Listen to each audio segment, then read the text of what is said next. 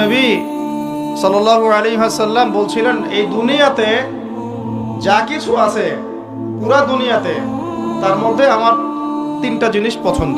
কয়টা ভাই? এক নাম্বার সালাহ, এক নাম্বার নামাজ। এটা আমার চোখের শীতলতা। নামাজে দাঁড়ালে আমার হৃদয় শান্ত হয়, চোখ ঠান্ডা হয়ে যায়।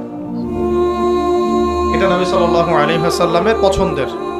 দুই নাম্বার, এই পুরা দুনিয়ার মধ্যে আমার পছন্দ হচ্ছে সুগন্ধি। কি পছন্দ? সুগন্ধি। 10টা টাকা যদি আর্ন করেন, 1 টাকার সুগন্ধি কিনেন, সুন্নাত। সুগন্ধি সাথে রাখতে হয়, ব্যবহার করতে হয়, মনটাও ভালো থাকবে।